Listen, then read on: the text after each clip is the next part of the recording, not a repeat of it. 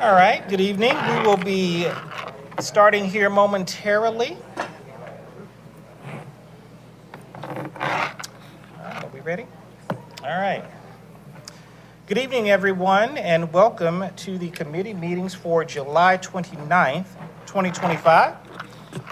The elected body present, Mayor Kurt Wilson, Councilmember Christine Hall, Councilmember Alan Sells, Councilmember David Johnson, Councilmember Sarah Beeson, Councilmember G. Lee Hills, Councilmember William Morthland. I am Randy Knighton, the Chief Administrative Officer, along with Chief Legal Counsel, Mr. David Davidson, and our Deputy City Clerk, Michelle Miller.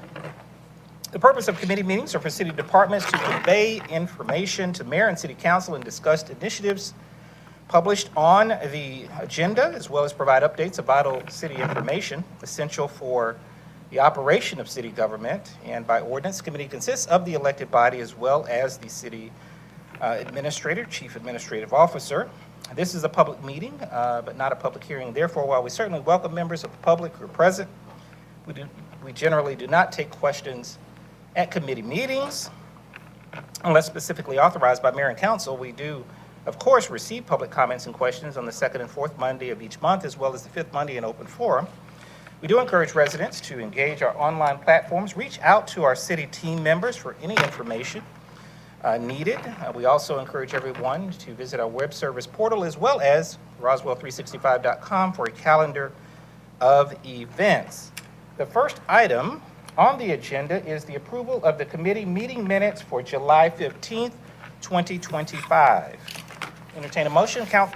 Motion by Councilmember Hills, second by Councilmember Beeson. Any further comments or questions? Seeing none, all in favor? All right, that passes unanimously. Thank you very much. Next item on the agenda, under regular agenda, item number 2, Quarterly Management Review, Economic Development and Sear World LLC Master Services Agreement Report for the second quarter 2025, and that will be led primarily by Chief Operating Officer Don Stevens. I'll also mention a couple of things in opening comments. Mr. Godshaw will support Mr. Stevens, as well as our Senior Vice Presidents Jeff Leatherman and Sharon Izzo. Excuse me. During the course, the past year, the city team has taken a very intense and intentional approach to position the organization to truly challenge itself to meet the high expectations of being the #1 family community in America.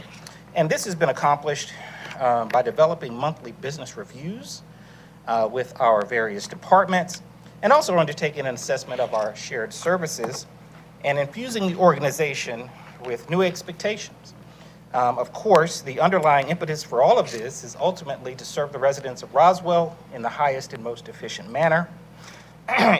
Excuse me. In addition, developing the MBRs and the background data and analysis has positioned the organization to provide a stronger foundation for decision-making.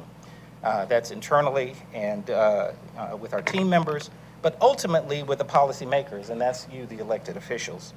All of this is intended to instill a culture within the organization that promotes efficiency, strategic decision-making, and service delivery. The intent is to not only encourage, but to require innovation and leveraging technology and promoting contemporary and novel and new ideas within the organization. And this has resulted in significant progress in many areas in which you will hear about tonight. But also, we understand that we have much still to accomplish.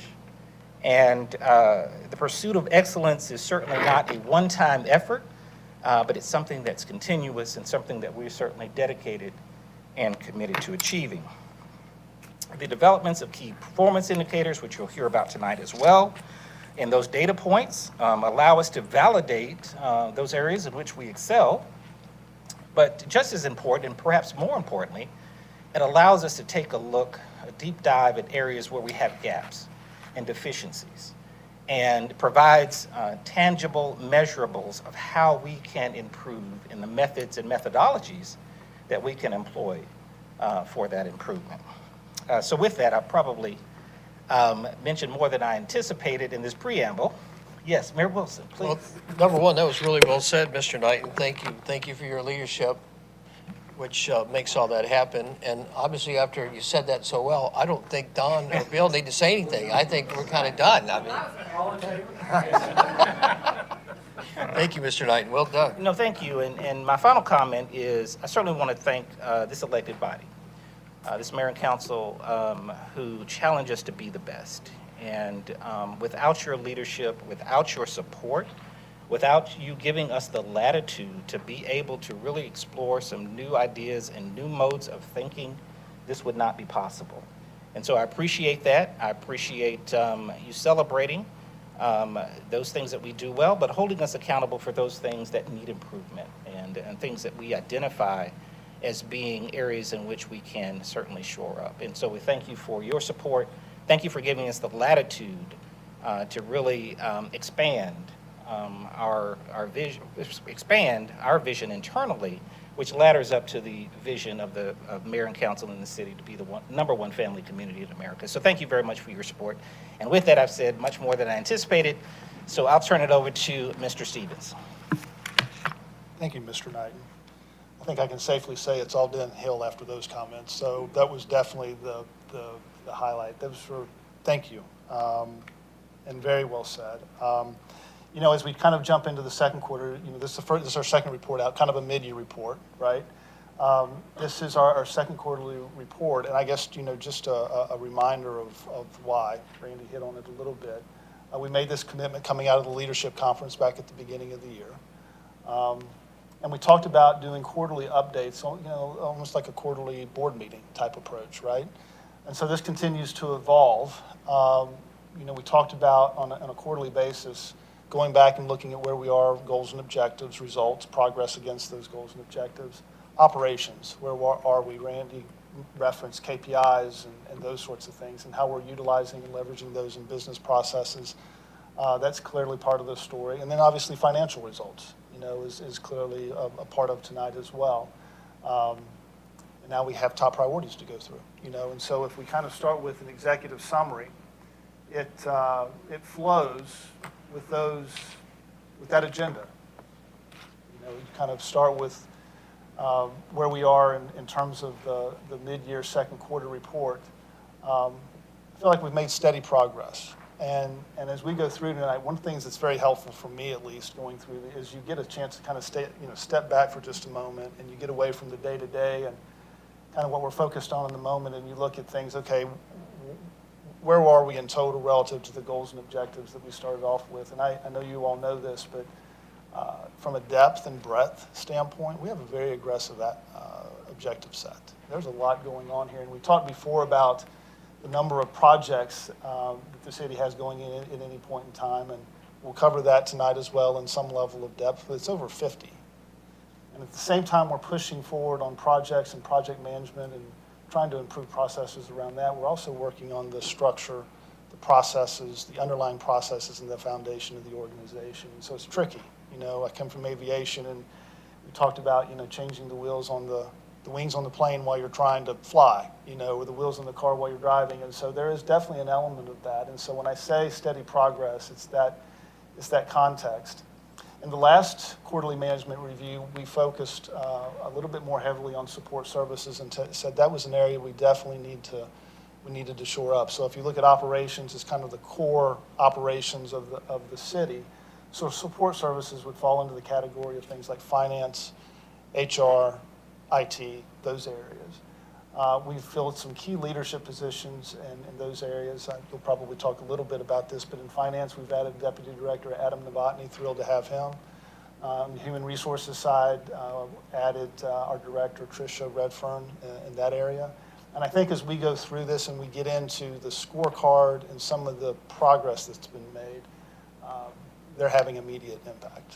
And so I'm very pleased with that. It starts with leadership, as we know. And so good progress there to report out, and we'll get into that. From a communications standpoint, you know, I do feel like, and I do know we have made good progress in this area and I'm encouraged, but I'm also reminded that, you know, it's one of those things, as well as you think that you're doing in communications, you're just never there.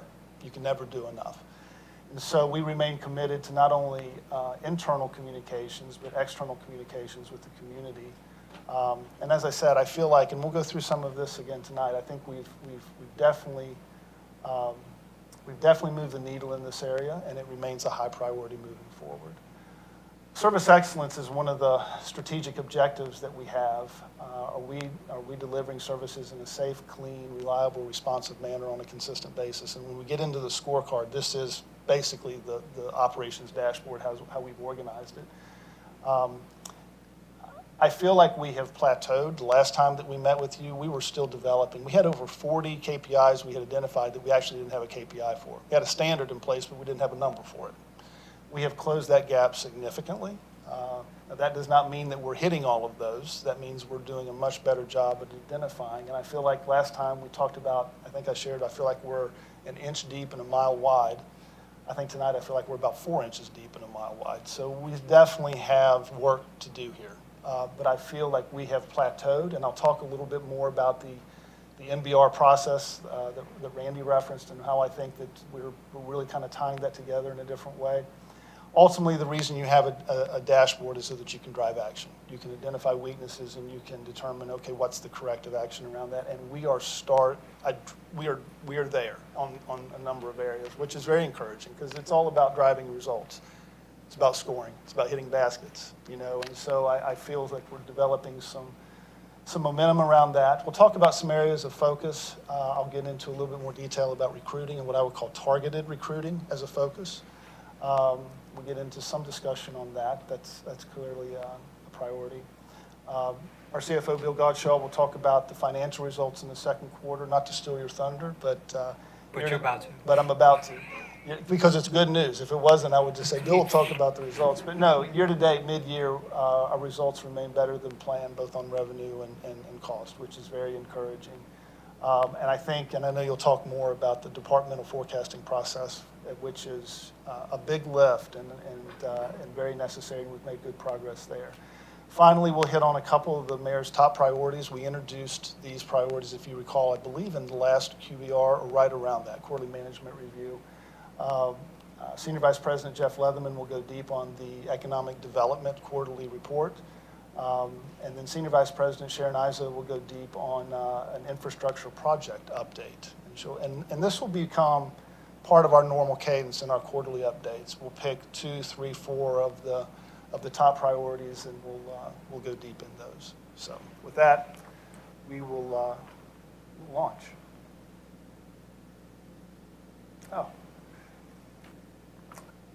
I just so appreciate how Mr. Knighton always starts off all the meetings with a reference to the vision and mission of the organization, to be the #1 family community in America, to provide the community with an exceptional quality of life. It's important for so many reasons. It's anchoring. It's, in many respects, it's the reason we're here. It's also anytime you start talking about goals and objectives, which is kind of the lead into, this next section, it's the reason why, right?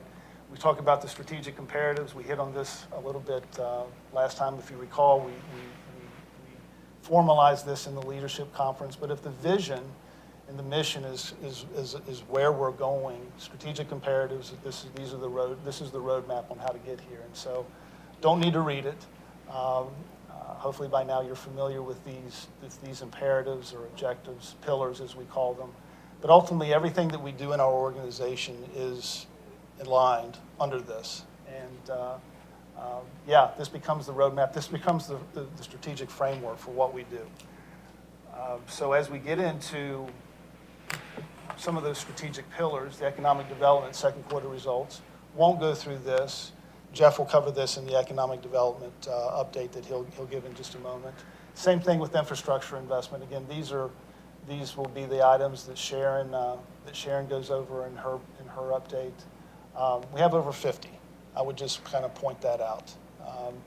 And so she has a detailed update in this area.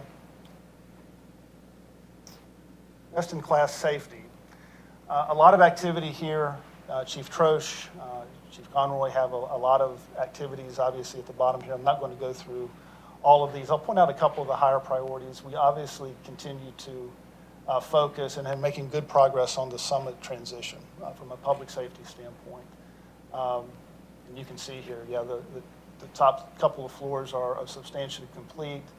Of the folks that have transitioned over from police, we're roughly, and Jim, you can correct me on this, I think this is directionally right, we're about 150 out of 200 folks that'll be there. We're about 150 of the folks way through, and we're very much on track for the end of the year, getting everybody transitioned over. So this was a big question mark in our last QMR, how we're going to get there and how quickly we can move, and I'm very grateful for the team and the work that's been done here.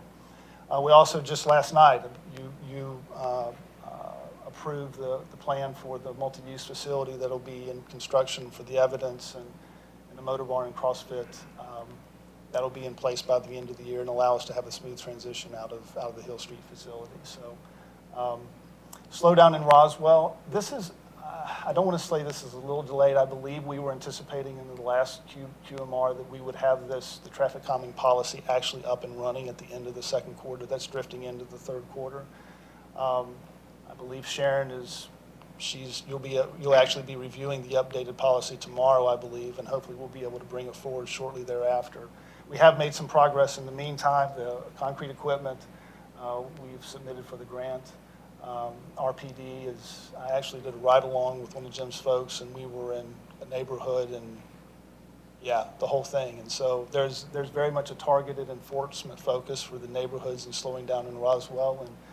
And so yeah, again, you can kind of see the remaining actions and results of the second quarter, the things that are on track, and some of the key focuses as we move into the third quarter and the rest of the year.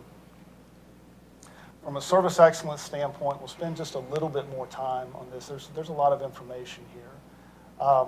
We've referenced this monthly business review process. As I've shared, I feel like we have really baselined where we are in terms of service standards and KPIs. I think they're relatively largely in place. We do have goals and benchmarks. We'll kind of talk about that in just a moment when we get into the scorecard. But really our focus has been just getting the KPIs in place. And so as we're getting those up and running, we will now go back and start evaluating some of the benchmarks. Some of those are year-over-year benchmarks. Some of those are goals like industry standards, and those sorts of things. And I think now that we're starting to get some confidence in what we're looking at from a data standpoint, as we start to roll into 2026, it'll be more about pressuring, okay, how much better can we actually get now? Yeah, I mentioned identifying trends and corrective actions. I think what I'm most pleased with the MBR process is there's the progress that we're making with the key performance indicators, but we're truly now linking financial results, financial forecasts, and staffing all in the same conversation. So it's not perfect, it's not completely nailed and as tight as we would like for it to be. But once you start bringing that kind of data into a conversation with strong operators, then you can start solutioneering in a different way, and you get better insight into what you're trying to achieve. So there's a lot of teaching moments both ways. I learn a lot, and then we also get to talk a lot about like leveraging standards across the organization as we do MBRs, and it's becoming very informative, especially as we start to launch into the budget process. And so all of those sorts of things are good. From a key focus standpoint on the MBR, I'll talk about most of those key focuses when we get into the scorecard. I would just kind of briefly reference targeted recruiting. What does that mean, right? We have 43 open positions across the city right now out of 730, 740 authorized positions.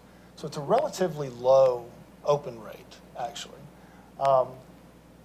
We have out of those 43, I would say what I would call 20 positions that we need to target and be a little more aggressive with. 3 of those are in CommDev. The remaining 17 are in Public Works and Transportation. I believe Transportation is roughly 10 and Public Works is 7. And so that's where the targeting is. And that ranges, when we say what are the tactics there, that ranges everything from very specific type recruiting activities for that individual position. And some of those are higher level leadership, management positions. The Director of Transportation position is open. That's a very focused recruiting effort around that. And we've had good results with that recently with some of the recent hires. There are roughly then 8 positions, which I would say are a little bit more closer to frontline. 7 of those are in transportation. one in Public Works. We're going to be conducting a job fair on those next week to try to get some volume of folks in the queue so that we can get the ball over the goal line. Some of those positions have been open for as long as 120 days. So they're higher priority. And yeah, we're trying a different tactic than the, continuing to go after the individual positions through Indeed and your normal recruiting tactics. And so that when we get into the actual scorecard, we'll be able to kind of put some context around some of those, what I would call some weaknesses there, how that's impacting the numbers. We've had some key mid-year contract transitions. On July 1st, we transitioned our curbside recycling to Waste Pro. We also transitioned our station operations contract to Sea Green Services. The Waste Pro is timely. When we look at the scorecard, you'll see some weakness in that area from our previous provider. Elevating communication special events. Very pleased with the work that Senior Vice President Joe Panino has done with our Director of Communications, Julie Breckville. I think we have moved from here to here in terms of positioning comms within the organization. There has been a lot of intentionality about integrating that group into every single leadership activity, senior leadership level activity that we have in the organization.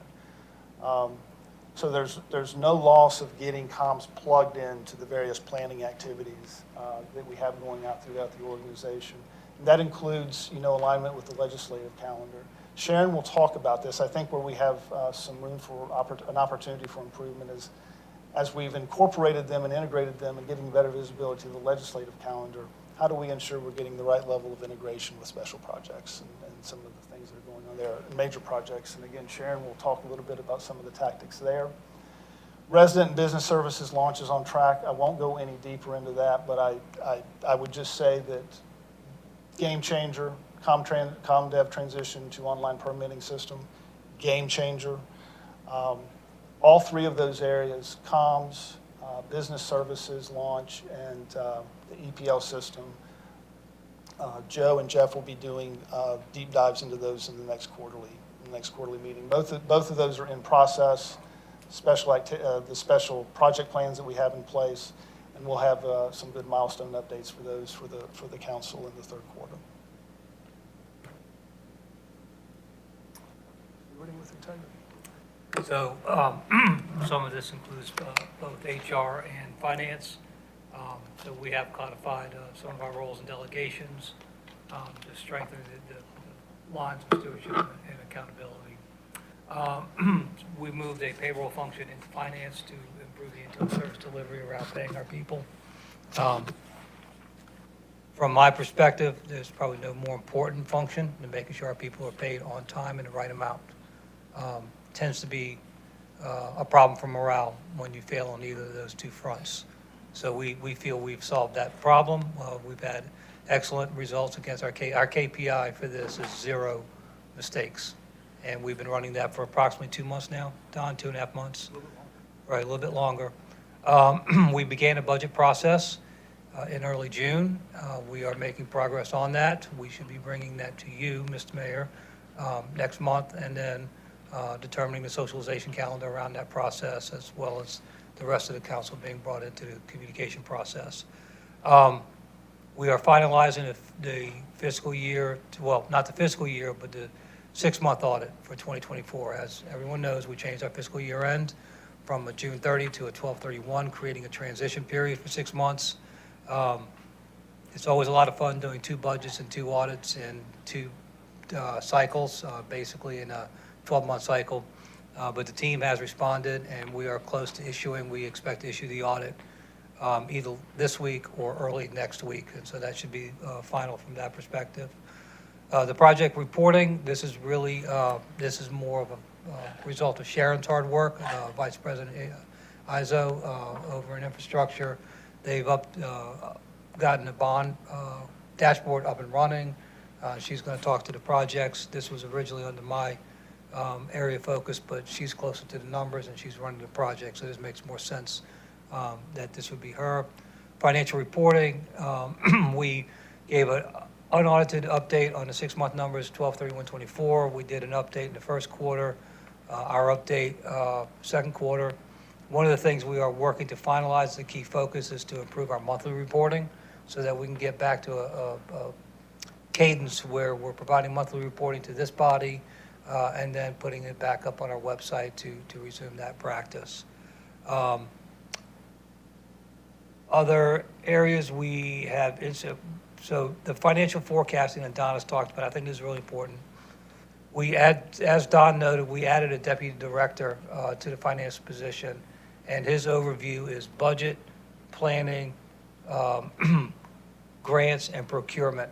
Adam comes to us from the state of Indiana's Department of Health as CFO. He oversaw 65 people in multiple departments. I believe you want to give us a little wave, Adam. That's Adam back there. Adam is leading the budget process. We welcomed him in 60 days ago, and 59 days ago, we put him on the budget process, and he's been a stellar contributor to the process so far. Adam is also in the process of standing up, you could have called it a business management review process, or I'd like to call it FP&A, financial planning and analysis. So this will be the function in finance that we don't have right now that allows us to start looking forward.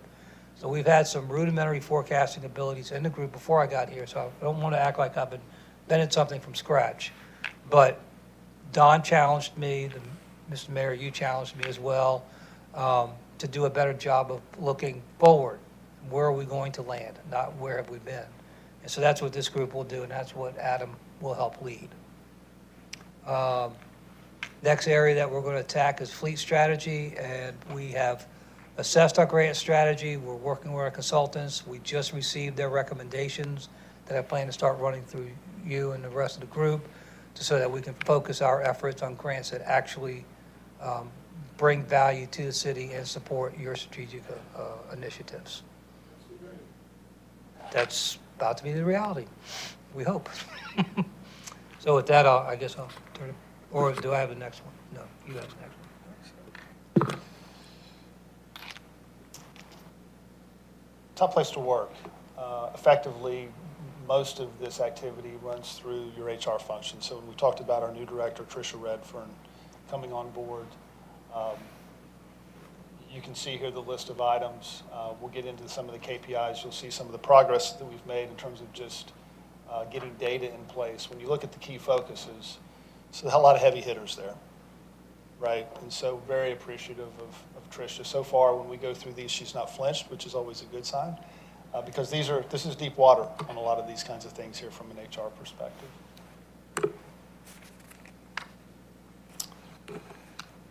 So we can transition then to our operations dashboard. Safe, clean, reliable, responsive. If you recall, in the last quarterly management review, we talked about, and there's a lot of, first of all, lots of data that we're looking at that you're not seeing here that sits behind this. And so this is definitely a presentation for this group. This is not what we review in the MBRs. This is a high-level view of trying to communicate a lot of information in a summary format here. So, the colors before, if you recall, green and yellow were more of a reference of whether we actually have a KPI in place or not. Green represents that we have a KPI, a measurement in place now, and that we're surpassing the benchmark that we have set. Yellow means that we have the KPI in place and we're behind the benchmark. Orange represents that we're still working on the KPI. So to give you a little bit of the color coding, when we reviewed this last time, we had over 40, I think I referenced this before, we had over 40 KPIs and we just didn't have the numbers yet. In this presentation, we have 9. And you'll see most of those are around like certain areas that are just a little bit more difficult to capture, but we're making good progress. I would reference here on the safety component. We've talked about the broader risk management opportunity here. We had our first meeting this afternoon with David and the operations team. It was very helpful because part of risk management can be broadly defined, and it can be deep water. And so I think we needed to have a level set exactly what are we trying to bite off here, because you get into business continuity, those sorts of things very quickly. We still have a little bit of work to do there, but Mayor, I was actually pleased. I think we've got some good, solid processes already in place to tease out those kinds of things, right? Where we landed and where we feel like the most opportunity is actually coming back to the operations and from a safety and a compliance standpoint. Are we leveraging this data for standards? What's our single city scorecard around accidents and on-the-job injuries? What's that telling us versus a little bit of a siloed approach here? And then start seeing what that data tells us and where can we introduce some standards around that, and then some action potentially to mitigate risk. And so there'll be more to come on that, but I see this being more of a consolidated view from a safety standpoint, not a governance program, not a compliance program, but how are we going to let the data kind of leverage the data in a different way for us to get into some root cause and process analysis, right? Clean is typically the most difficult thing to measure. This is very inspection, observation driven. The team has done very good work in terms of standing up inspection processes, observation processes. Now, having said that, I'll just tell you we're a little all over the board when it comes to our measurement systems in this. And some of this is leadership observations, doing inspections. Some of this is having supervisors doing checks. And this is very cultural as well. So we have some work to do here, but and this is where most of the orange was in the last meeting, was in this area here. So we've made some good progress here, and we still have some work to do. The only item I would just point out, I mentioned before about some of the staffing and targeted recruiting. You can see under transportation, mowing frequency compliance. We have a schedule of how often right-of-ways should be mowed. You can see that we're behind plan there. That's not staffing related, even though we do have some needs in that area. That's more weather related. Lots of rain over the last month and a half, 2 months, and it is literally it's Greg's team being able to get to the right-of-way in a timely fashion. But he has a very detailed schedule, and they monitor it closely. So to give you an idea of what's behind that area. Does that have anything to do with Will? Yeah. Well, we didn't want to use names, but there is an element there. And so, But if you're going to bring up a name, reliable is typically where organizations have the most data to begin with. And so, not surprisingly, this is where, from the very get-go, we've had really what I would say the most robust data. And when you get into like root cause and those sorts of things, this is where we can typically get a little bit more in depth. You see here, I think one to highlight here, again, from a targeted recruiting standpoint, you can see community development. Now, the last time we got together, we did not have measurements on these processes. We talked about needing to have some measurements around this, but we did not have them. The team has done some very good work in terms of putting some measurements in place and then some standards in place on how quickly we should be turning them. And you can see there the land development permit process, the planning and zoning permit process, those are not hitting the mark. To give you an idea of volume, and Jeff, please correct me if I'm directionally offline here. In total, number of permits in the last month was right at almost 200. So there's kind of gives you an idea of the volume. And we have that broken down by, the team's done a great job being able to break that down discreetly into each of those processes. The one that is I would say the most concerning is the land development permit process time. It's what slipped the most over the last 3 months. And this is staffing related. We have 3 open positions, I believe maybe 4 open positions in ComDev, and 3 of them are associated with this area. One's the engineer, there's a planner, the arborist, and so job fair is not going to get those positions filled. That's targeted recruiting that we have to be able to go after, and that's clearly the focus there. EPW, the mayor asked earlier, we were giving a little brief read, because why does Brian have so many measures? Functionally, there's a lot going on in that area. You've not just got CIP, but you have fleet, you have facilities, you have the water and utilities and those sorts of things. So some of it's just a function of the functions that are the oversight of that area. You can see there the contractor SLA, recycling and yard waste pickup. As I mentioned, we transitioned from waste management to Waste Pro July 1st. This is the second quarter MBR, and there was definitely some slippage from the previous contractor as we were transitioning out. Responsive, yes, I think here again, this is a little bit of, can be a difficult one to sometimes measure because this gets into, but this is a critical one because this is typically where you're getting a view of how the customer views you. There's our view of if we're being responsive, but what's the customer's view of us and our responsiveness? And you can see here a couple of the areas that we still are working on. I think, what is a great opportunity for us, I mentioned this in our last QMR, the stand-up of business and resident services and having most of the activity from the city coming through that area is just a tremendous opportunity for data collection. And we are well on our way, I believe, there. Again, I'm not going to steal Jeff's thunder on that. There's been a lot of good work done, and he'll be able to give an update on this in the next QMR. But we are collecting data. I believe all of the organization, with the exception of water is the only part of the organization, and there's some elements of finance and the business services side, that all the other organizations have already transitioned in terms of the management of the function. And so we're getting good data out of that, and we just have to continue to focus in on how we get the right customer touch points and feedback. And that's going to be a work in progress. If I could, just on the financial services side, we have begun transitioning them into the same system that Jeff is using for the rest of the city. So we're going to have the same data tracking and same statistics performance, and we will be able to develop a benchmark based on analysis of what we're currently doing versus what our customers, we get feedback calls, we monitor them, we listen to them, and we'll use that to inform what our KPI should be for people who are calling in, because they're basically calling into the same number, same process now, whereas 2 months ago, they were calling into a different phone system. So we've got everybody moving into the same phone system on the same standards and same tracking system. So that will be completed by the time Jeff is ready to give an update in the third quarter.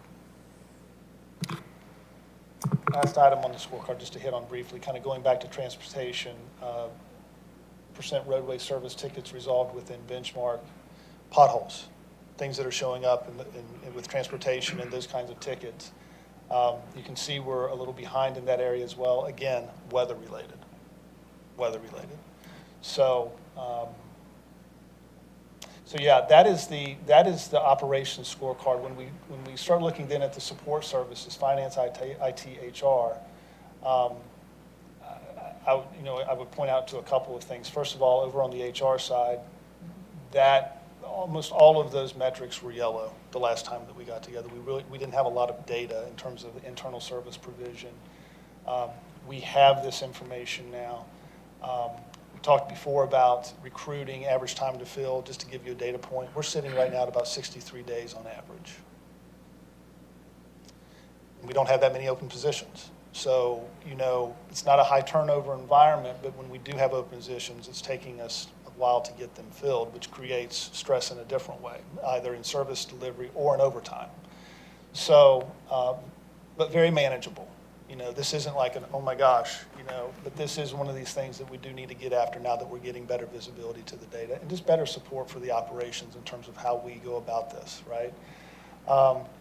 And then so a lot of just really solid work there from the HR team and Tricia. Bill mentioned this, but I just wanted to say it again. I think, the very first thing that you have from a internal service provision is, are we paying our people on time? And when you don't, that is a major problem. I think to your point, we have had, I think 2, and since we transitioned it over to finance. And so it's been a very solid transition and a lot of good work because there was a lot of detailed process that went into making sure that happened. There was a lot of noise behind the scenes. And to be clear, on those particular 2, so before we transitioned over, there were other problems that were not anticipated, but those 2 were known in advance, and our measure is manual checks, because typically you don't need to issue a manual check unless something went wrong, but in both of those cases, they had unique circumstances, and we knew we were going to be issuing manual checks. So kind of like the weather situation with transportation and mowing, we anticipated these problems because of a couple of unique arrangements. We still want to get it down to zero. We feel that ADP should be able to handle these. ADP implementation is never just a one-time process. It's a continuous iteration. But yeah, so I just want to kind of clarify those two that we had. Yeah. Ooh, my turn. Should have kept the microphone. Okay, so this is the overview of the financial position of the city as it relates to budget versus actual. One of the challenges that we originally had in the first quarter in assessing budget versus actual was we had not actually formally calendarized the budget. So as you can imagine, revenues and expenditures do not come in 1/12 per month for the 12 months of the year. So we've had to spend some time doing some regression analysis, doing some look back on past history. What is the shape and curve of our revenue collections? What's the shape and curve of some of our expenditures? And build that into what we present for the 6-month portion of the budget. In the area of revenue, we're about $1 million ahead on property taxes, about $500,000 ahead on sales taxes. We have actually come in higher than budget on each month of sales taxes, our retail sales. Work a little funny in the way it trickles through the state into the county to us, but on balance is indicative of a fairly strong economy in the Fulton County, particularly North Fulton County. There's also been an increase in car sales. Some of it tariff-centered. Some people are trying to rush into car sales, but we're benefiting from that. And as trade deals are executed with Japan, EU, and other countries that are car producers, we will probably see that the impact of tariffs will not be as bad as previously expected. But don't hold me to that yet. It could still change. Business tax revenues, that's essentially a rounding error on the budget number and the actual number to result in a difference of about $100,000. We're on track there, and we feel positive that we will continue to stay on track. And other revenues are hotel tax and rental car tax, various other components that comprise, a large number of small items. And in essence, it's also an indicator of economic strength in the city. So we are over budget on revenues by $1.6 million for the 6-month period. In the operating, in the expenditures area, our salaries and benefits are approximately $600,000 better than budget. This has been a focused effort by particularly our operating departments, but also our support services of managing the timing of when we fill vacancy savings. So there were some intentional vacancy savings built into the budget. People that were 75% funded, 25% funded, so forth. And there's been intentionality of actually waiting until that position becomes funded before we fill it. Whereas maybe in years past, we would fill it based on opportunity. We're not doing that. Also, as we do have some turnover, we don't have a lot of turnover, but we do have some turnover. There's some intentionality around filling those places as well. On the operating side, what we're seeing is that our operators are being disciplined in their costs and management of their contracts and their supplies. And that's showing up in these numbers. The transfers and other is basically flat. So that results in a total expenditure savings against budget of $1.2 million, which puts us net ahead for the 6-month period of approximately $2.8 million or almost $3 million. To sort of close out this discussion, we are now halfway through the fiscal year. Clearly, the city is ahead of plan based on strong revenues and well-managed expenditures. We have a forecasting process that we've implemented, so we have a view to where we think we'll finish the year end. It's not going to be as high as the $2.8 million, but it will be a surplus. By the time we get to the third quarter, I should have more certainty and in a position to present what that surplus looks like and what the sources of that surplus would be on a forecast basis as well as a year-to-date basis. So that's the enhanced financial forecasting function that we talked about earlier on strategic objectives. We hope to have that finalized for the third quarter. And I would like to add that these results are unaudited, so there's a small chance that they could change. But, the former auditor in me just feels compelled to say that. And then I think, so before we flip to the slide, it's important to note that we changed fiscal years, right? And everybody in this room knows that, but it's important to also note the effect that change in fiscal year has on the timing of revenue recognition in particular. So as a June 30 year end, we picked up all of our revenue in the second fiscal quarter. And then we could manage to working that revenue off, so to speak, as we incurred expenditures. Under a calendar fiscal year, we have a lot of benefits in the calendar fiscal year end. It helps us in raising money, it helps us managing forecasts, it helps us sync up with our business community. But our big revenue event, the property tax collection, takes place in the fourth quarter. So on a year-to-date basis, our budget was 12.8 million negative because we didn't have the current cash receipts from property taxes that we might have had in previous years. However, on an actual basis, we came in at a deficit of 10 million, which is that $2.8 million improvement. I'm using that to set the stage. Our cash position is down on the unrestricted cash of approximately $20 million. Some of that is managing liabilities, and some of that is waiting for the property tax collection that comes in the fourth quarter. So we do expect our unrestricted cash balance to return to December 31 levels as we collect those property taxes in the fourth quarter of this year. We do not expect major changes in the restricted cash balances. And then for those who are wondering, hey, didn't we just do a big second tranche and pull in a bunch of money? That's outside of the general fund cash balance. That's in a restricted account that gets activated when Sharon starts building projects and we start improving the parks and recreation. So you won't see that cash on this page. So, glad to take questions now or wait to the end.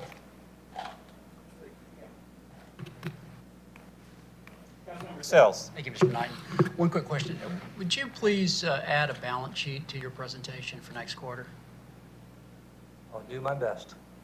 Okay. Balance sheet, and so I don't mean to be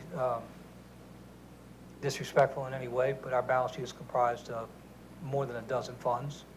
So I can work on a general fund balance sheet, Yeah, that's fine. but that's half of the city balance sheet, right?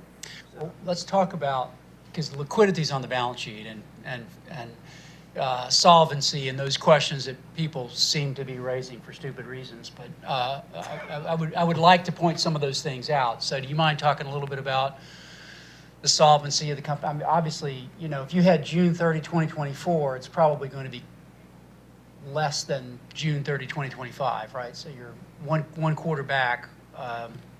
It's same. What would that look like? So I think our best measure of solvency at the general fund level is the unrestricted fund balance, right? Think of in terms of corporate balance sheet, that's our unrestricted retained earnings. Mm-hmm. That's the net benefit that has fallen to the bottom line of government operations over the years, plus the way we manage our investments for earnings during the pre-spend period. I believe that number is approximately $32 million right now. It went up from 12/31. I'm sorry, that is the number as of 12/31/24 audit, and that went up from the June 30, 2024 audit as we continue to manage our resources. I think the best indicator of our solvency, though, probably beyond fund balance, is what Moody's and S&P said. Sorry, I meant Mark. What Moody and S&P came back Our with. borrowing capacity. Not just our borrowing capacity, but our rating. Mm-hmm. So they look at our borrowing capacity, they look at our financial management, they look at our results. We got re-rated in June for the bond offering that we just recently completed, and the AAA rating was confirmed by both agencies. So they look at fund balance, they look at time to pay, they look at quality of financial reporting, they look at budgeting practices. There's a rubric that they walk through, plus an interview with myself and our financial advisor and our bond counsel. And AAA is the highest rating you can get. And to me, that's the marketplace saying, I'm willing to pay you the lowest cost of capital to lend you money. And I think that's the best barometer of our financial health. Because these are smart institutions, and they are not going to lend us money at the lowest cost of capital just because. So to summarize, our liquidity is where it needs to be this time of year, and it's on track to exceed prior years. And our solvency is certified by the marketplace with a AAA rating. Is that- So based on Georgia law, we are using less than 10% of our borrowing capacity right now. Yeah, okay, thank you. Thank you, Councilmember Sells. All right.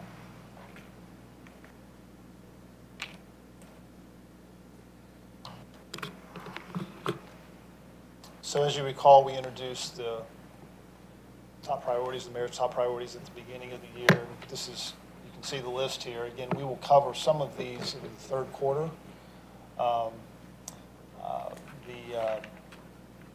Definitely the established differentiated experience for resident and business services experience, the elevate communications and special events. I would expect slowdown in Roswell will be part of the update in the next quarter as well.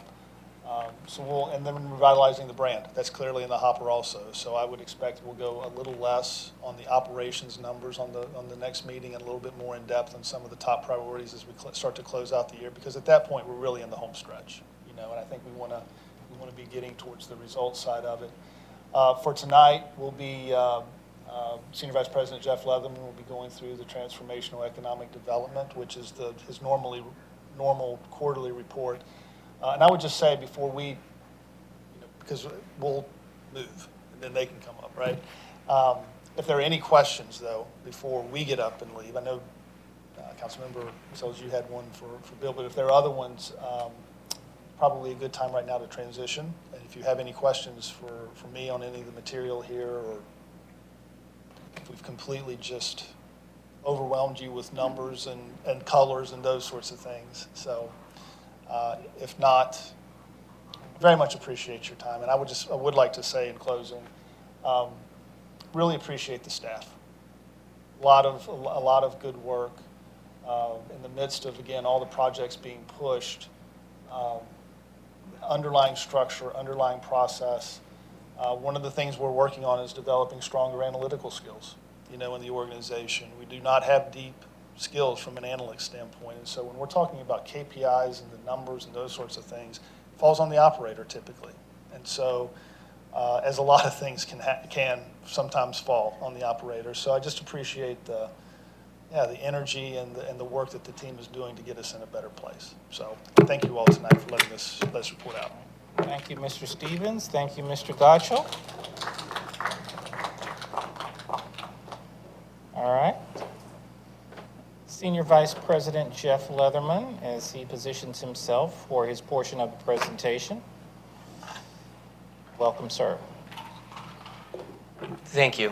And thank you for the opportunity. And I just want to echo Mr. Stevens and Mr. Godshall's commentary and thank, obviously, the mayor and council for an opportunity every quarter just to pause for a minute and talk about the good work that we are doing as part of the city. It's not often that in the different cities and counties that I've worked in that we've spent time in a setting like this on a quarterly basis just to pause and have a check-in, not only with our goals and objectives, but also with the progress that the organization is making. Usually you only see it kind of one time in a budget process, and sometimes it gets missed or glossed over because of the volume of information that you're dealing with in a budget process. So thanks for carving out the time to do that today.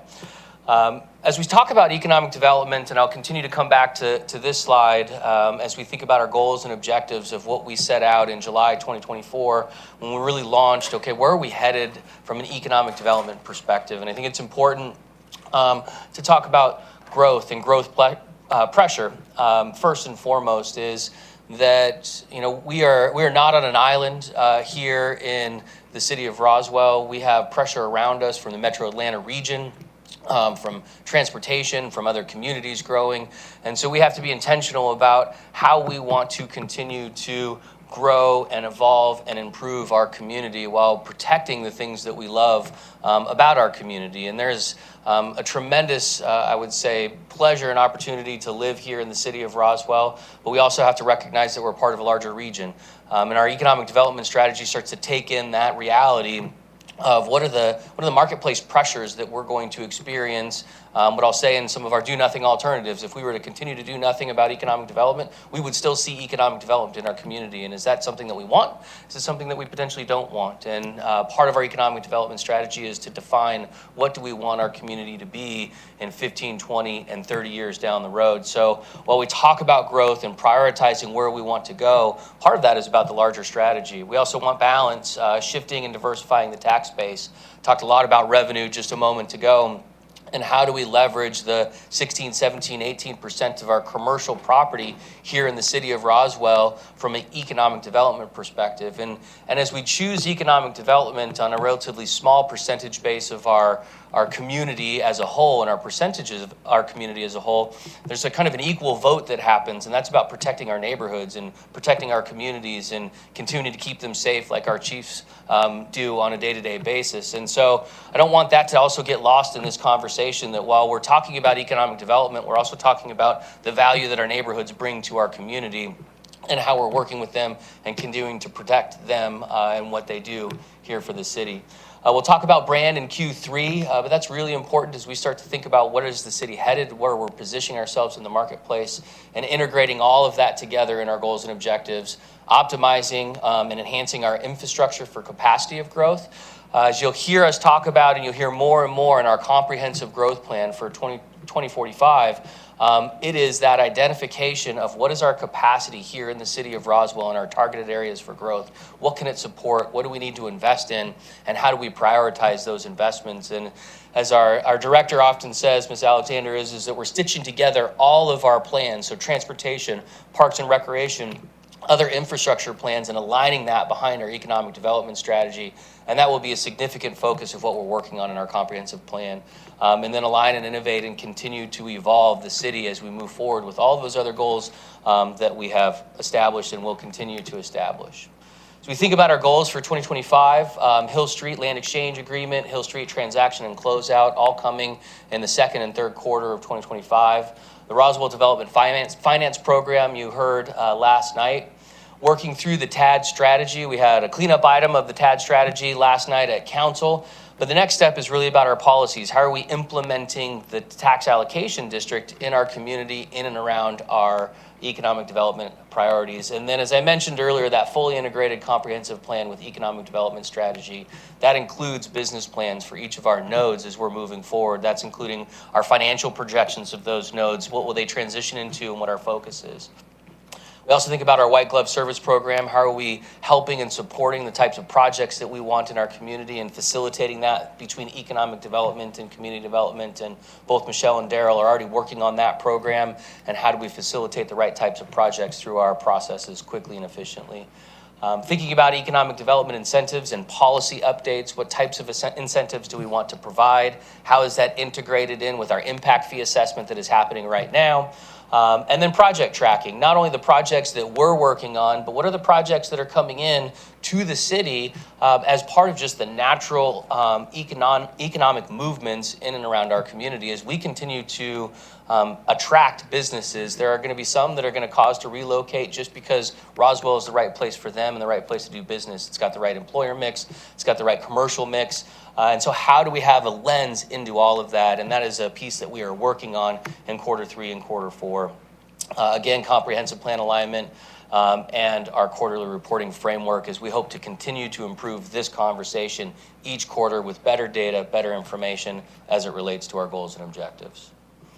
Just wanted to capture a little bit of the tools and resources, and I think this is important. This goes a little bit before 2025, but I think it's important that we've had to build a number of building blocks in order to incentivize economic development here in our community. The Roswell Development Authority is one of those building blocks that we created or activated. It was available to us, wasn't activated, and we did in the last couple of years.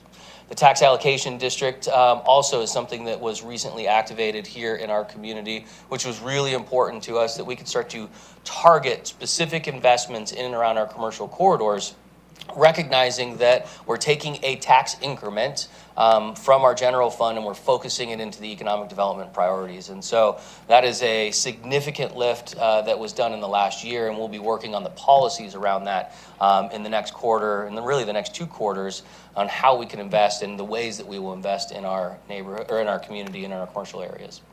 And then the Roswell Public Financing Authority, the PFA, and you'll hear us talk more about that. Our recent park acquisition, which is the Sproul property up on Hardscrabble, is using the Public Facilities Authority in order to acquire that. Yet another tool that we're using as part of our comprehensive approach to not only economic development, but also protecting and enhancing our neighborhoods.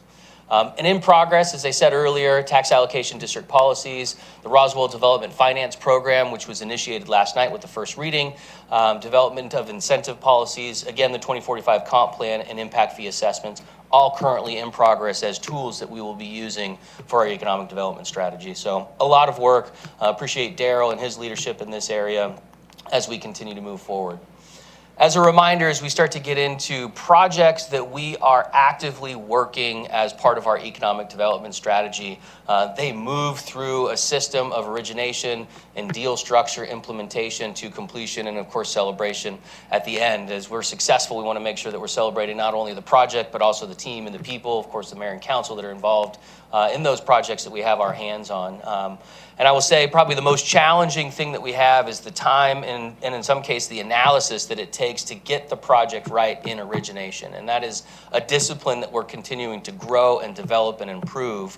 And far too often, sometimes we will have projects that will come out of origination into this deal structure, but they don't have the financing to be successful. They don't have the right capital stack to be successful. And so we have reinvented the discipline around origination to understand the financing of programs, understanding the deal structure of programs, of projects, so that as we move into the deal structure, we are using the city resources and the city time in the most comprehensive way on projects that are real. And we've seen examples of that in our community in some cases, but in others of making sure that the project has the opportunity to be successful. I think as Councilmember Sells often reminds me and reminds us that, success in the deal structure, there's always risk in the deal structure and in the documentation and even into implementation. Until the shovel really hits the ground, we need to manage that risk as best as possible. And everybody gets a vote in that process. But the more work we can do up front in the origination starts to minimize that risk as we move through the process. Just wanted to talk about a couple of active projects that we have moving forward. We are continuing to work on site locations with the United Soccer League. That is negotiations in progress, so we won't talk much detail about that, but that is an active project continuing to look at how are we developing a transformational mixed-use development here in the city of Roswell. Mansell Overlook is a priority corridor for us off of Mansell. We've got office space there and a very great partner looking for redevelopment in and around their space. The West Gateway, which was formerly the West Alley project, that's going through some rework right now. That's part of our negotiation process. I think the council is mostly aware of kind of the work that we're doing there. Chambray Hotel, we're still excited and hopeful that that project moves. We think that perhaps our Roswell Development Finance Program can help that along, but we're working on capital. As we talk about capital and understanding the deal structure, that is one of those that we're getting more and more clarity on. Riverwalk Mixed Medical is on the east side of town, and then the Roswell Town Center, the corner of Highway 9 and Holcomb Bridge Road, as priority projects that are in that origination phase early in the process. As we think about deal structure and closer to implementation, Hill Street, as we've continued to talk over time, Hill Street is the closest one that we have from a large-scale project. That is moving on time and on schedule. You'll see some more details about that in the following slides. But we just got done meeting with the Downtown Development Authority. They have approved areas in which they're responsible for within this deal structure, primarily around the parking deck, around our townhome pads, and the Downtown Development Authority continues to be our lead entity as it relates to that project, and we are working with them hand in hand on moving that project forward to its completion. Again, target date in October, end of the year, as we continue to look forward to the future. The tax allocation district I've touched on, PBS Aerospace, another great just example of companies looking to relocate here in the city of Roswell because the time is right, but also the services are right and the strategy is right.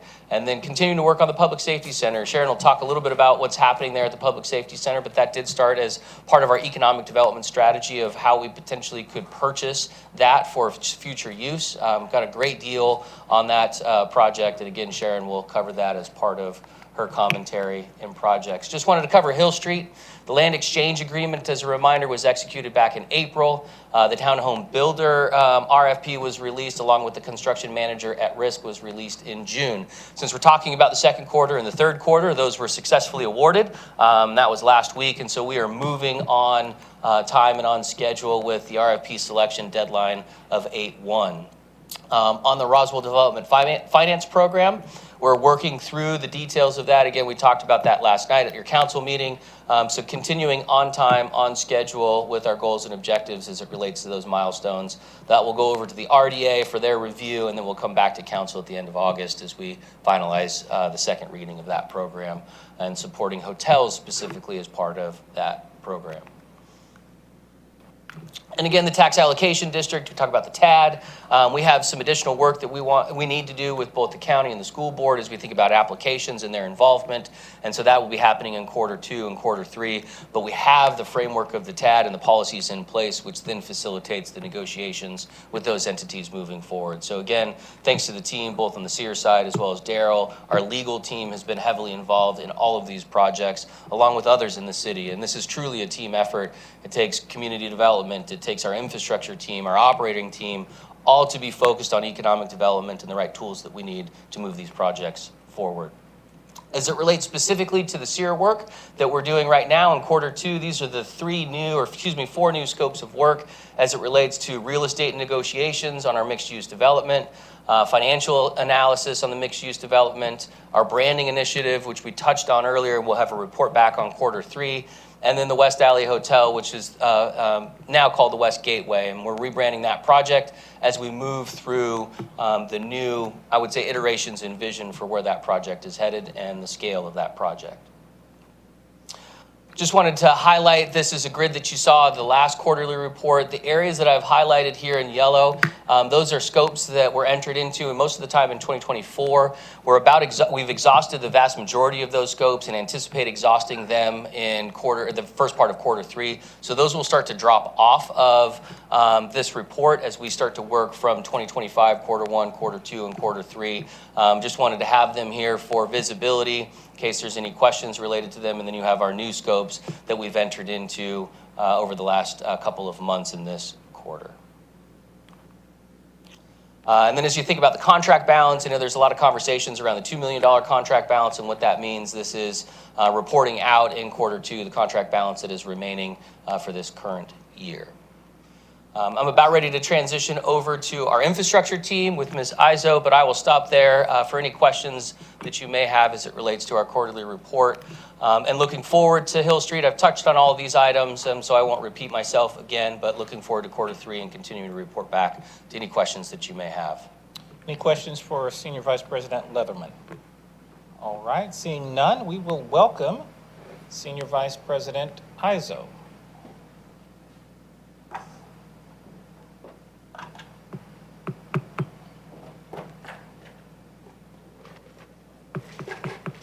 Okay, thank you everybody as we move into hour 2. Best for last, the projects, which I know I'm always excited about. I know you guys are too. What I'm going to show you is all of our construction design projects all in one place. I don't know that we've done that. There are 52 projects in all. I will not talk about all of them. I'll touch on a number of them. Happy to talk about any ones that you want to talk about in detail. Directors Watson and Nicholas are here in the back of the room, and they'll be great to add and to be able to have here to dive into any details if we want to go there. I want to start by telling you that we have moved to a project management approach where we now have a steering committee where monthly we are doing a review of all of these projects, the ones that are being managed out of EPW and the ones that are being managed out of transportation. It allows us to look at the scope, the schedule, the budgets, to identify any risks to the project execution and delivery, and to talk about the issues. It gives us a chance to identify areas that need decision-making, and it's been a really, really good process, similar to the MBR process that we've been working through in operations. We are continuing to evolve and fine-tune it. I do think it's been really, really helpful. We've been able to share those reports with Councilmember Morthland, who has the responsibility and the liaison responsibility for the parks projects, and then Councilmember Beeson, who has the responsibility for all other CIP projects. As we were reviewing this earlier today, I was reminded that a graphic on what the project process looks like would be helpful, and wouldn't it be great if I could get that pulled together for this afternoon?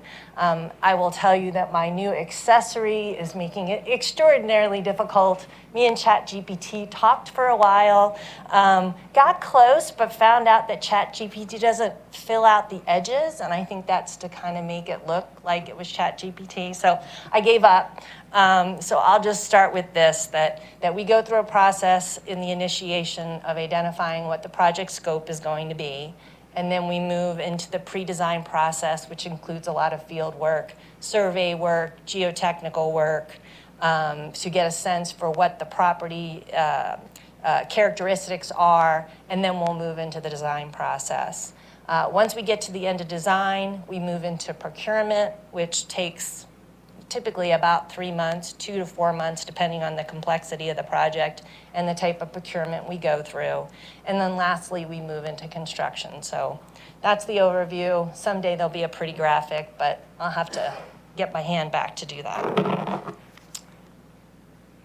Okay, so we'll start with bond question number 1, which were the recreation and parks projects. We have 7 active projects right now. East Roswell Park is the dog park project. We're getting close to completion there, and expect to be done with that in the fall. So we'll be able to have a ribbon cutting. That project is going very well. Grimes Bridge Park is going to be going out to bid here shortly. Those are new artificial turf fields that we're going to be installing, and they'll be regulation size, which will allow our teams to compete at the levels that they desire to. And I will honestly say, as a parent who spent a lot of time on those fields, I'm sure the rest of the parents can't wait that have kids playing there. So I think that's going to be a really nice addition to our program. Riverside Park is getting ready to go out to go out to construction as well. We've got that ready. That's actually already out to bid, so that'll be moving very quickly here back into your court to approve a contractor selection. And that is a very large improvement project for Riverside Park. It's basically the jewel, as I understand it. It's going to be a significant movement toward the vision for the River Parks Master Plan down along the river. I just want to remind you that we have completed a number of projects in this bond question. We have replaced 9 artificial fields in East Roswell Park, Roswell Park, and Groveway Park. Those were some of the projects you saw early because those were things that we were able to move very quickly on, get those out into procurement and get contractors out on those fields. So those have all been completed. We've completed the Big Creek Park Boardwalk project, and then we also did a renovation over at Dobbs for our parks headquarters. That was very needed and very much appreciated. And then we did some work out at the Woodstock Soccer Complex, doing some feasibility on what the future of fields would look like there. The other piece of this question 1 is the pedestrian connectivity piece, which actually is being managed by our transportation team.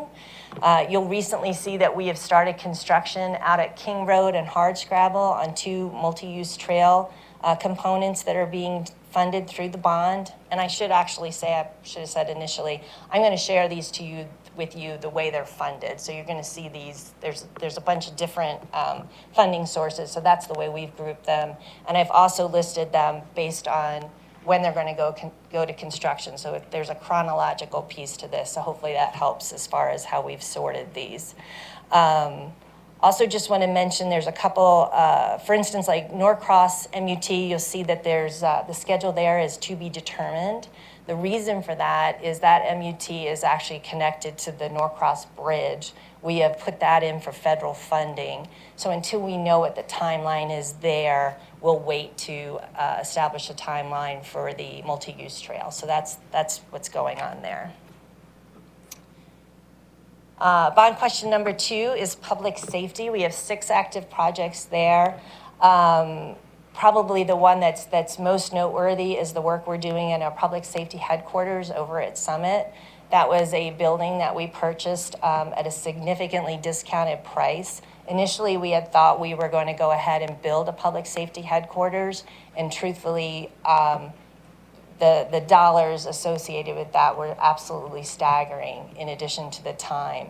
And so we took advantage of a office building that was available here in the city and really struck an amazing deal for the city. And we have been working at just a lightning clip to get our police forces moved over there. And I'm happy to report that we had initially said that we were going to start moving police over there into their into those offices in September, and we already have I'm going to look at Chief here. We've got 2 divisions of detectives and our uniform patrol all reporting out of there. And uniform patrol was actually reporting out of there April 30th.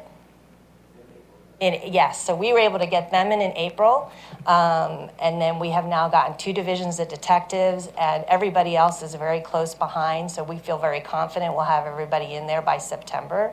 And then we'll move on to the first floor where there's some significant work that needs to be done, and then we have some work we need to do outside the building to get it completely ready for police to fully occupy by the end of the year. But it's going extraordinarily well.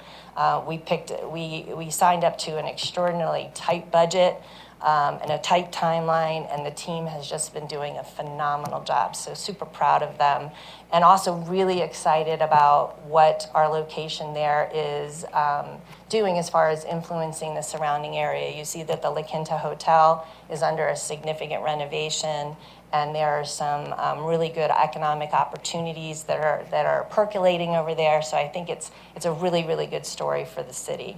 In addition to that, we have our traffic preemption program that has started to go live. As you recall, that was the technology that we decided that would make sense to put into our traffic signals to allow our units to communicate with the signals and turn those signals green as they're responding to an event. That basically came out of some work that we did to look at the fire stations that we had and see if there was a way to hold the number of fire stations as opposed to adding an additional one. And what we found was this technology would allow us to do that. So we put bond dollars toward that. About half of those signals are already working because they're under our control. The other half are under GDOT's control, and we're working through the permitting process with them. And I understand that there was some news coverage on that just last week. So very excited about that. The other one I'll mention right now is Fire Station 27 on the east side. That project is getting that project is getting very close to procurement. So we're just about finished with design, and we'll be moving into procurement and be able to move into construction this fall. I got to keep up with my notes because there's a lot of projects here. Oh, downtown parking deck. I don't need any notes for this one. So the downtown parking deck, you see that the fencing is going up. We have the contractor on site. They got on site in July 28th to be exact, and they're going to be moving forward over the next few weeks with demolishing some of those existing buildings out there, except for the Masonic Lodge, which will be protected during this construction process. And then they'll also be moving forward with removing the trees that need to be removed in order for us to construct the deck. That project's going terrifically well. We're getting started here, and we anticipate being ready for substantial completion next summer. Moving into some projects that the CIP team is managing that are non-bond funding projects, there are 4 active projects there. The one that I want to talk about with you today is the resident and business services. That's the remodel that we're doing downstairs of City Hall to provide a home for this customer service team that is basically completely changing the way our residents interact with City Hall and centralizing communications so that people have one number to call, and we have a group of folks that are trained to respond to the majority of those requests, and then they have escalation paths to get our residents and our businesses connected to the right person in City Hall. You see that very pretty or unpretty drywall that was put up in the adjacent to the entrance there. That's basically, there's amazing things happening behind that drywall, and it's not going to stay there. There's going to be some changes there too, and we're going to be able to reveal that here really soon. We're going to have a great party downstairs here in a few months, and Jeff's going to tell you more about that here shortly. Also, just want to mention that the Sproul Park property that we're acquiring, we're already working with our vendors to get proposals to do survey work out there so that we can get out there. It's that pre-design piece.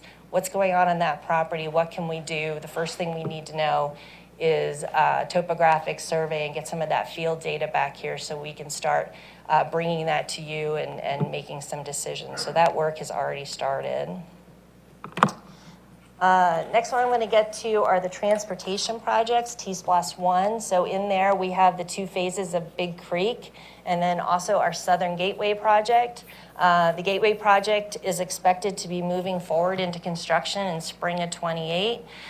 Big Creek Phase 1 is already under construction, and we are quickly getting into the right-of-way phase of Big Creek Phase 2, which will start to make that very, very real. I did have a question about the gap between the end of construction of Phase 1 and the beginning of construction in Phase 2, and just wanted to point out that right now we're allowing the construction phase of Phase 2 to be led somewhat by GDOT. We need them to get their bridge across 400 in. We don't want to get too far in front of them. So we're working very closely with their team to understand where that construction will be slotted so that we're making the right decisions on our side for Phase 2. T-Splosh 2 is 11 active projects. Ones that we'll mention today are the Woodstock Multi-Use Trail Phase 1. That's going into construction here this fall very soon, and it'll be completed in spring of 26. We also, right behind that, have the Riverside Road improvements that are in design and right-of-way currently, and we should be getting underway early next year with that one. And then the last one I'll mention is the Pine Grove Road corridor. Lots of work going on there with the design team. We're getting ready. We're getting 60% drawings in next month, which will allow us to move into right-of-way, which will get us started as early as possible in 2026 with that construction project. As you recall, that has been separated into a couple of phases. We have the 2 roundabouts, and the first phase 1A, and I'm going to look at Greg, is the roundabout, and then all the multi-use trail heading up to Mimosa. And then the 1B is the second roundabout, and then Phase 2 will be all the work in between. So that is just an absolutely fabulous project, going to be a total game changer for the city, and great work is happening on that right now. Then we have the second page of T-Splosh 2, another set of projects there. Just, again, these are a little further out, so I'm not going to touch on those tonight. And then we have a number of projects that RDOT is working on that have been funded through capital. There's 13 active projects there. The one that is most imminent right now is the Nesbitt Ferry, Nesbitt Lakes Drive intersection. We're just waiting on delivery of that mast arm. Our folks have been out there doing electrical work and other activity and doing everything they can to be as ready as possible so that when that mast arm arrives, it'll be able to go right in. So we anticipate that happening here in August. We also are going to be initiating our 2025 resurfacing program. A contractor is telling us he's going to be in Roswell in September. And then also the Coleman Road sidewalk project will be starting here in the fall of 25. Okay, and then here's the rest of the list of capital. You'll see a number of these toward the bottom of the list have TBD on them, and basically what that's telling us is that funding for the initial phases of the project have been approved, and when we get into the construction phase, we'll need to identify funding, but some of these, there are potential opportunities for grants and other manners of funding these, so these are some of the things we'll be watching a little bit further out. The last thing I want to touch on a little bit is the communication piece. One of the things we've really benefited from is having Councilmember Beeson being our liaison to the project delivery and the execution, because she's also involved in the elevation of communications as a whole in the city.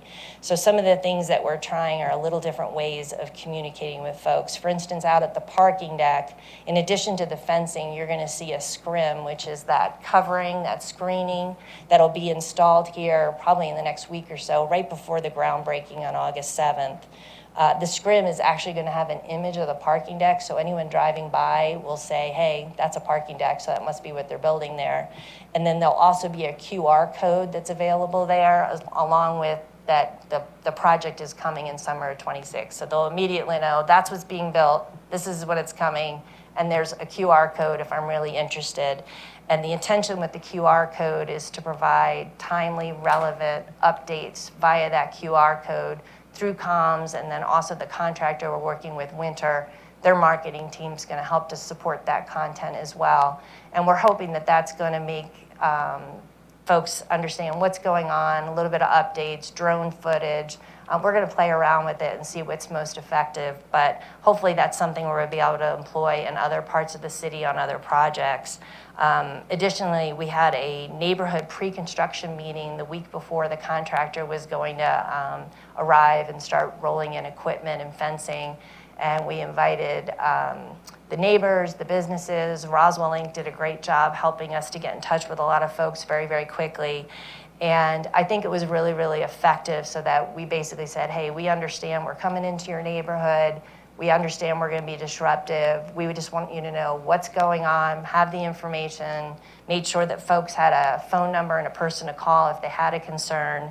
And I think it was really, really well received. So we're working on the best way to interact with the community. We also are working on looking at our dashboards. Right now, as you're seeing all of these in one place. Right now, we're tracking them in 3 different places or on the website, and we understand that that's clunky, so it's something we're working on if we can streamline our dashboard. So there's a lot of attention being given in the communications piece of it.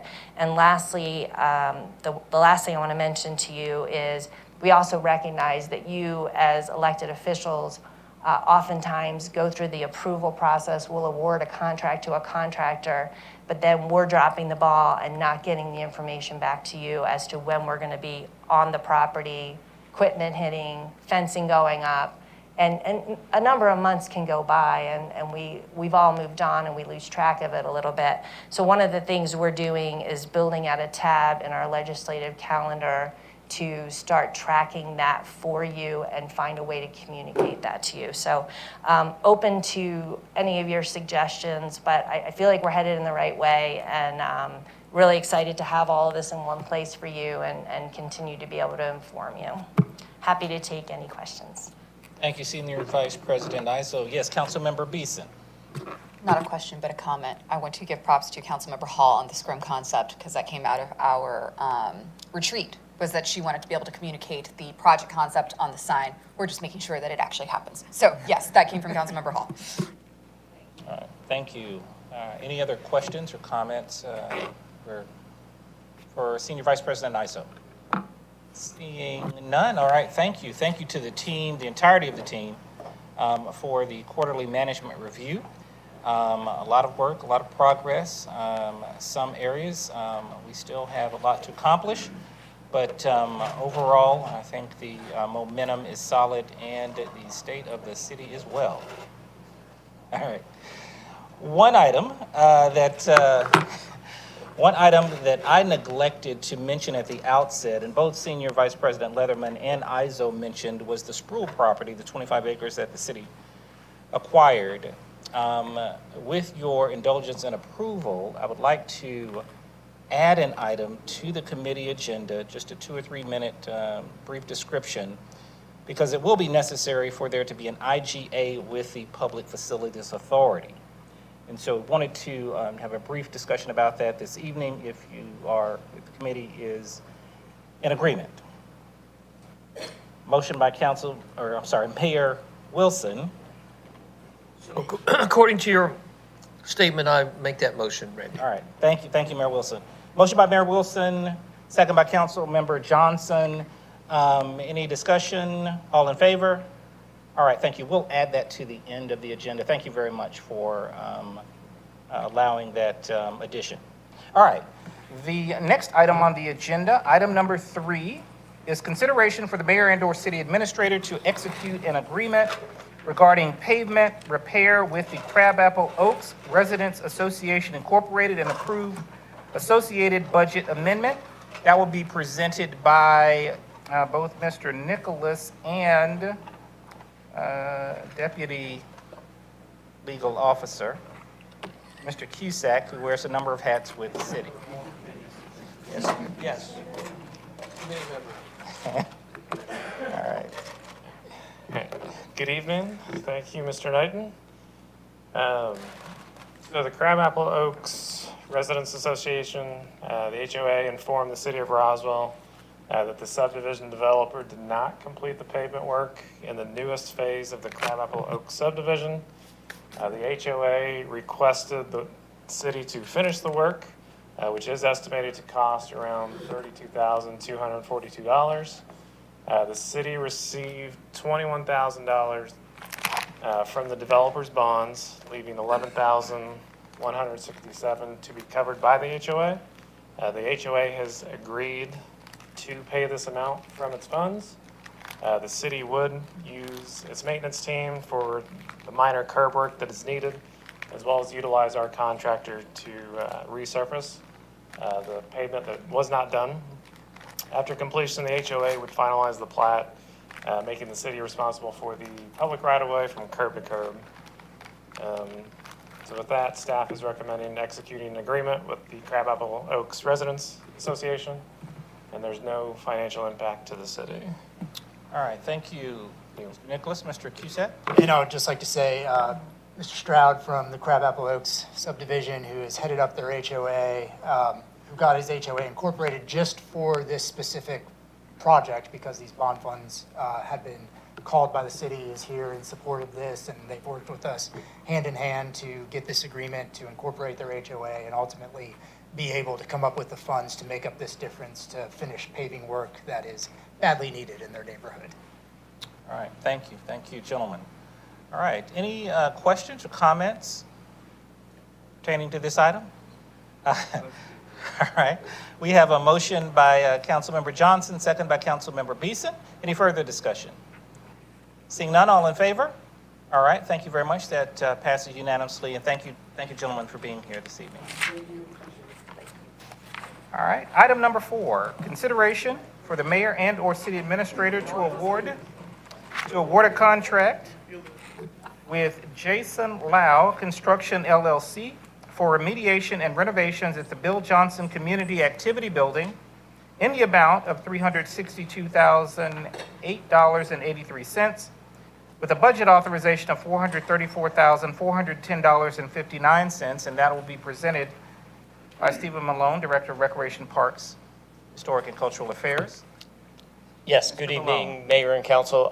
This item is specific to remediation and remodel work at the Bill Johnson Community Activity Center small gym, which is located in Roswell Area Park. This project has been identified. The city,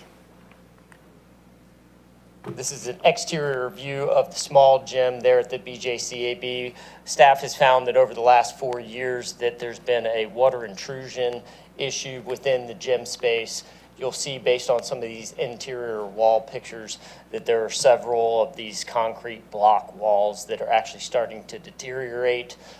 We are going to go back in, replace up to 140 of those concrete masonry block walls, as well as going exterior to subgrade the exterior waterproofing, do some site grading and drainage improvements to divert the rainwater away from the foundation to help to mitigate this as we move forward. Additionally, a part of this project is related to a renovation opportunity, which would remove a section of this concrete block wall, specifically as it faces an exterior room, which is called the Teen Lounge, located at the Bill Johnson Community Activity Room. This would open that room for a viewing area for our potential move of the gymnastics program into this space. To give you a little bit of the project schedule, if everything goes as planned, we would start construction September 1st with completion running around October 20th. We would have the opportunity to start moving the gymnastics program in there, which would take a few weeks because there is a lot of equipment and facility management as it goes into moving into that space around November 3rd of this year. To give you a little bit of the financial background, a little bit of the financial impact dollars. Again, renovations would take place between September and October of this year. $434,410 is the budget allocation, and a portion of that is coming from the bond proceeds, and a portion is coming from the impact fees. It's important to note that this is phase one of a three-phased approach that involves addressing a lot of our program compaction at the gymnastics and the performing arts level. By moving the gymnastics program into the small gym at the Bill Johnson Community Activity Center, we are opening up 5,700 square feet of space for gymnastics to expand their program capacity. Currently, gymnastics is operating at about 163% of its intended capacity within the physical activity center. So this allows for a large portion of that, what I'll call overuse, to be moved into a space adjacent to the physical activity center. Phase two would then involve renovations that include roofing, HVAC, and remodeling of classrooms within the Crabapple Center to help to offset up to 8 performing arts studios that would then allow our performing arts program, which has doubled in size over the last 3 years, the opportunity for the same goal, which would be program expansion into the Crabapple Center. The final phase of this project would involve going back into the physical activity center and renovating some of that space within the physical activity center to then allow even more growth opportunities for the gymnastics program as a whole. So that just paints a little more of the large picture that's coming behind it. This is the first phase of that three-phased approach to allow for all of that program compaction to expand. Happy to answer any questions. Thank you, Mr. Malone. Yes, Councilmember Morthland. When you first started presenting here, the statement was made we were moving the gymnastics program, and then as we got further into your presentation, you were talking about we're just expanding their footprint, giving them more space. So to be clear, we're not moving all the gymnastics program. We are just giving them more space to be more productive, more athletic, more all-star. You are correct, sir. Okay. 5,700 square feet to be specific. Sure. Thank you. All right, thank you, that clarification. Any questions or comments for Mr. Malone? All right, seeing none, we'll entertain a motion regarding this item. Motion by Councilmember Morthland, second by Councilmember Hills. Any further discussion? Seeing none, all in favor? All right, that passes unanimously as well. Thank you so much. And then we have item number 5 as listed on the agenda. Consideration of CU 2025-1040 and CV 2025-1039, 12220 King Circle for a carriage house. And that will be presented by Mr. Sykes and Ms. Payton. Yes. Yes, all right. I am not Richard. Yes. Thank you. Good evening, Mayor and Council. This applicant has requested a conditional use with a concurrent variance to seeking approval for a carriage house at 12220 King Circle. The concurrent variance specifically asks for an increase in the square footage that's allowed. 1,000 square feet is what the code requires the maximum square footage of a carriage house heated and cooled space to be, and they're asking for 1,240 square feet. This shows where the applicant lives on King Circle. It is an unimproved road off of King, and you can see they have a large property of over 8 acres. Specifically, the site is Zone Z, or RS30, single-family estate, and it's 8.22 acres. The road and the surrounding properties are in the city of Milton. There's an existing 6,239 square foot single-family home on the property that's located about 350 feet from the right-of-way, with a pool in the backyard and a lake on the rear of the property. This shows you how the city of Milton is shown in white and RS30 for the city of Roswell is in the orange. This is the site plan that shows the proposed structure. It is to the south of the existing 6,000 square foot house. The total building size for the proposed structure is 3,040 square feet, with the lower two stories being garages, one for vehicles, and a lower story, which drops off in topography to the back, will be for lawn equipment. The upper story is proposed to be a two-bedroom carriage house. This is a little bit closer. You can see that it's about 35 feet from the existing structure, and it does meet the setback requirement of 15 feet to the south side property line. And it sits, I'm going to go back to the original, it sits about 400 feet off of the property line to the front face of the proposed structure. This item did go to Planning Commission 2 weeks ago on July 15th. Staff recommended approval with conditions of the conditional use for the carriage house. The conditions being the approval shall be in substantial compliance with the site plan that was received on May 13th, and that the applicant provide recompense for a 26-inch hardwood that would be impacted by the carriage house per the city arborist approval. Staff also recommended denial for the concurrent variance to increase the maximum conditioned square footage of the carriage house from 1,000 to 240 square feet. Variance hardships are based on lot size, topography, or geometry, and this is simply not a matter that a hardship exists, other than the fact that the structure size resulted in an upper floor that exceeded the 1,000 square feet, and the applicant wishes to ask for that variance to be granted. So Planning Commission agreed with staff's analysis and also recommended approval of the conditional use and denial of the concurrent variance.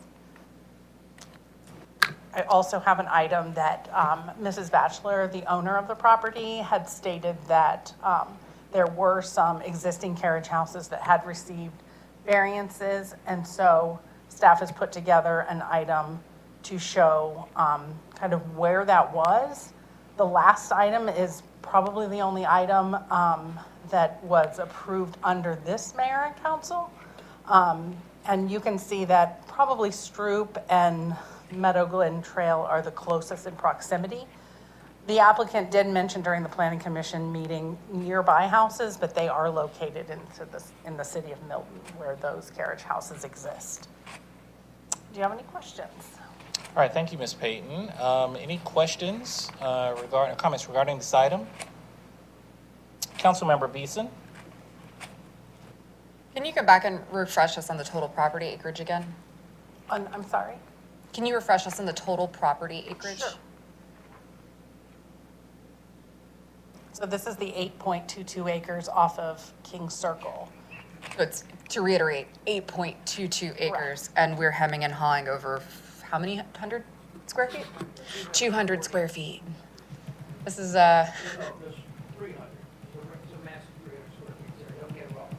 what is, there's like a proportionality analysis, like, so, you know, 240, I'm sorry. And isn't it southern border, Milton? oh, it's essentially in Milton. Facing Roswell. What is it, you're far more concerned if someone pees in a pool than if they pee in the ocean? I'm not concerned about the square footage of the addition to this property. That's just me, though. Well, I guess the question, why did planning commission say no? Because it's code, and Okay. I believe I can represent, because hardships need to be on lot size, geometry, or topography. That's what the code, calls for, and that's what our technical analysis and the reason for the denial would be. They just decided to agree. Yes. Councilmember Hall. I think a lot of these discussions came about when we were updating this probably about 4 years ago, and there was, we were looking at small downtown lots that were 1/4 of an acre or 1/2 an acre, and that is more appropriate, to be really considering the 1,000 square feet. But as Councilmember Beeson said, common sense and But you want to use my eloquent analysis? should prevail in this case. Oh, Yes, Alan, we need you to weigh in. Wow. All righty. Okay. Do we have any other further questions? Oh, yes, I'm sorry, I Councilmember just Sells. want to, so let's say we do craft we grant a variance here. Can we craft it in such a fashion that it applies specifically to this property and doesn't become a precedent based on the acreage, Mr. Chief Legal Officer? Well, this variance would only apply. This is specifically. It can't be cited, because they're citing it as a precedent, some other things, so. Each property is different. Fair enough. Yeah, yeah. And there's no consistency to the precedent. Councilmember Hills. Motion to move this forward? All right. Motion by Councilmember Hills, second by Councilmember Beeson. Any further discussion? Oh, motion to approve and move this forward. Motion to approve and move this forward. Motion by Councilmember Hills. David wants to make a motion. Just clarification. It doesn't say denial, it's a consideration, Yes, so. staff didn't recommend Yeah. denial, the planning commission did. It's up to us to feel outside, otherwise it dies, right? No, the Motion. staff did recommend denial. Yeah. No. We recommended approval of the carriage house, they- and we recommended on the technicality that no hardship existed, a denial for the increased Size. size. Well, pull up the priorities for 2025. Who's got that?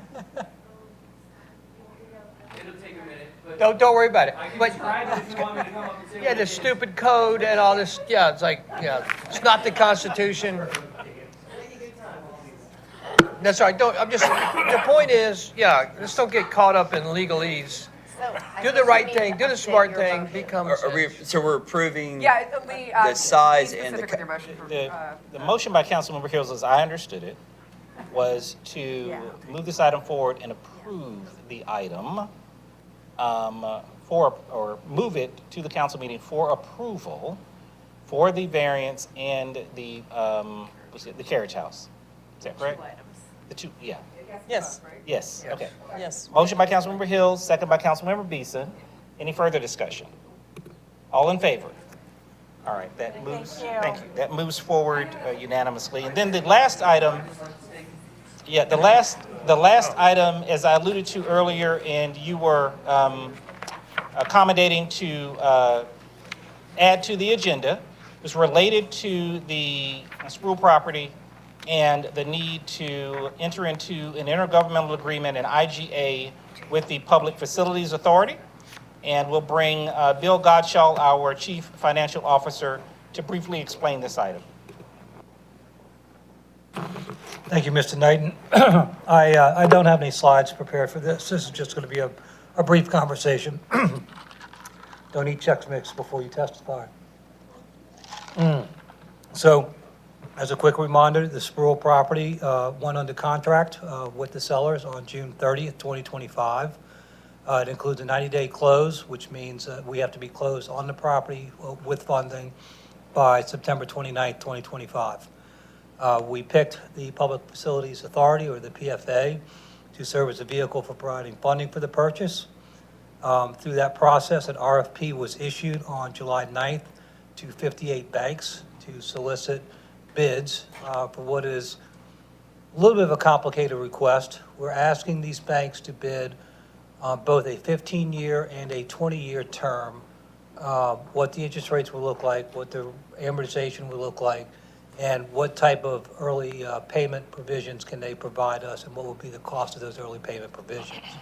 So this is not your typical GO-type borrowing. This is more of a tailored product to a tailored circumstance where we want so-called long-dated money on a fixed rate, which is an area that some banks are not comfortable with, other banks are. The deadline on responses will be tomorrow, July 30th. To date, of the 58 banks that were in a general solicitation, and remember, this is a shotgun approach, right? We solicit everybody that's in a database. We've had 5 banks express a positive intent to bid. Our advisor has also called the remaining 10 to 12 banks that typically do bid on these types of situations to sound them out so that we can get responsive bids. So we are expecting somewhere between 5 and 7 responsive bids. Anything more than that would be another indication that people continue to want to do business with the city. We will conclude our evaluation of the bid packages with our financial advisor, Tryon, led by David Cheatwood, on Friday, August 1st. And then we will have a recommendation for selection. My recommendation for that would be to call a PFA meeting either next week or before the council meeting to discuss that recommendation and present the resolution for for the selection of the successful bid, as well as adopt the lease IGA that will serve as the funding mechanism and transfer use of the land. And so what the lease IGA accomplishes, it allows the city to develop and operate the land according to its purposes, and it provides the PFA with a revenue stream to serve the bond. Not $1 more, not $1 less. It will simply serve as a conduit to serve the bond. And they will allow the city to govern the actions of the PFA in order to properly develop the project the way the city sees fit.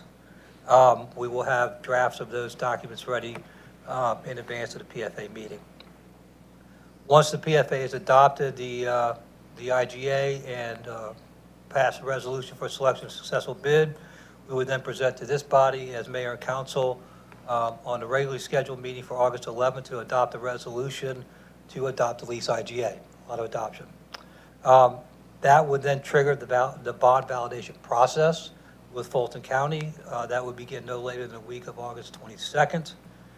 We expect the resolution of the validation process to conclude the week of 9/8, and funding would be expected to be on 9/11 or 9/12. That would put money in our account no later than the week of 9/15, probably on 9/15, maybe 9/16, and then that allows legal counsel David to execute a close before 9/29. Since we are taking, as I understand, we're taking the property as is, and so it's simply a matter of getting the cash in hand to wrap up what has been an important property acquisition to the city for a long time. So that's kind of an overview of the process. We'll have more information available in a couple of days, and then I'll inform the PFA, and we'll get that process started. Mayor Wilson. Thanks, Mr. Chairman. Thank you, CFO Bill Godshall. You're probably asking yourself, why is Bill here tonight on the committee meeting? It's due to the process of the time. The law is so tight. It's 90 days basically to execute. You passed this on June 30th, what was it, 27th? 24th. 24th. He had a bid package out by July the 9th. So he put a bid package together within 2 weeks, got it out. So pretty quick. That process then requires 21 days Yes, sir. to get a response, which he'll get Friday, I think. Friday is Right, we'll get the responses on 30th, and we'll have our selection made you by get them Friday. tomorrow. That's right. Responses tomorrow. Then they have to review and then award. So, and then there's what's the other process that takes long after that? The validation process. 90 days to do all that. So I asked them to come to committee, which is really, we're kind of like, we would like to have the bids opened, reviewed, but the timeline's so tight, I asked them to come tonight to you, which even though they don't open them till tomorrow, haven't ordered them, I wanted them to come see you tonight, explain it and say, look, because if he waits another 2 weeks, it's too tight. Do we need to motion this, or what's the action that we need to take? To move the IGA forward to the next council. Do we need to have a special call or anything, or? No, you're fine on the, yeah. The PFA will need to be called. So the PFA is the reconstituted version of this plus Mr. Gusak. Right. I would imagine we could do that as a regularly scheduled 5 o'clock special call meeting prior to the mayor and council meeting, but that's, of course, for you to decide. But Well, this could be on the regular agenda. This is not a big, if the committee agrees to it, it could be on the regular agenda. We could have Right. the PFA meeting on that same time. Yeah. Right, the PFA meeting needs to technically take place first. That's Alan's specialty. We see how quickly he manages those. Yes. All right. We have a motion by Councilmember Hall. Okay. Motion by Councilmember Hall, second by Councilmember Johnson. Any further discussion? Seeing none, all in favor? All right, we'll move this item forward. Thank you very much, and thank you for approving adding this item. That concludes the committee meetings for July 29th, 2025. Motion for adjournment by Councilmember Beeson, second by Councilmember Johnson. All in favor? All right, that passes unanimously. Thank you very much.